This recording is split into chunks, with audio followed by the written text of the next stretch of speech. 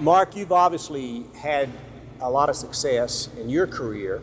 And so tell me about some of the folks who you have surrounded yourself with or helped build you as an individual that helped you to become successful. I had great parents that supported me in everything I did. Most importantly, I had great parents that believed that the coach was right and the teacher was right. Right. And being in education, I'm so thankful for that. Blessed with a great man, Coach George Welsh at UVA, who was a military guy, extremely disciplined, really learned a ton about team there. And in the end, after 5 years, you walk out with the experience. And the experience, you realize you became more yourself because you played for him. I know that you've been around some great individual talent and players. And have you ever seen a player that had great talent but never reached their potential because they did not earn the trust or the respect or weren't a team player, and that held them back from liberating greatness? Seen it over and over again, and what happens is the disease of me. It's a constant, a player like that is constantly worried about, am I getting enough playing time? Am I getting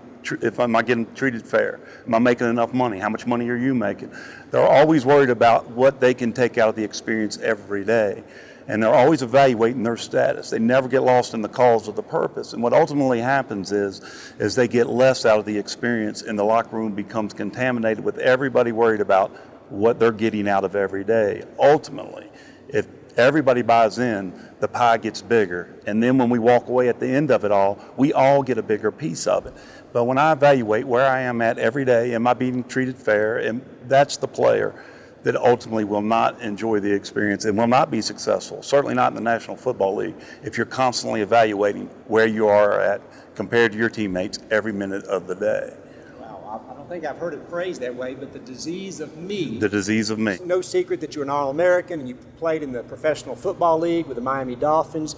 And I'm imagining that for you, unlike some of the rest of us, you just went up and to the right and had success after success without any setbacks. Is that true? It couldn't be any further from the truth. I was the oldest rookie in the National Football League. I was 28 years old because I'd failed 3 times. I'd been cut 3 times, told not good enough 3 times, twice told I should stop playing, look for something else to do. So that wasn't, my journey was one of struggle, one of question at times, and times wanting to give up. That happened a lot over a 3-year period as I kept striving to try to make it.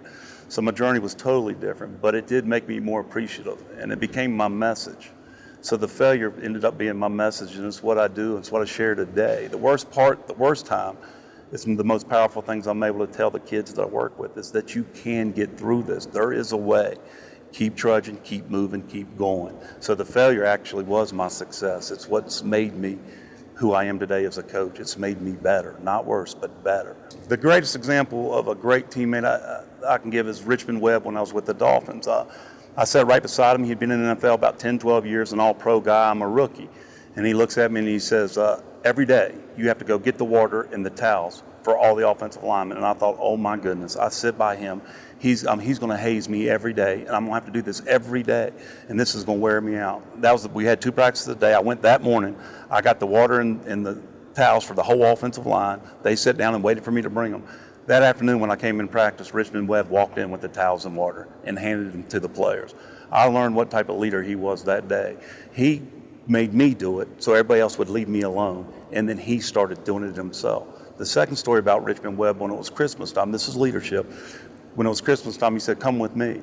I didn't know what he wanted. And I walked around. I watched him go to the managers and hand them a Christmas money. I watched him go to the equipment man, hand him his Christmas bonus. He went around to everybody in the facility and made them feel special and important. And they were. And I saw it that day. He didn't tell me what he was doing. He said, just come follow me. And so I learned more about being on a team and what it is being around that man than any single person that I'd been around in my career.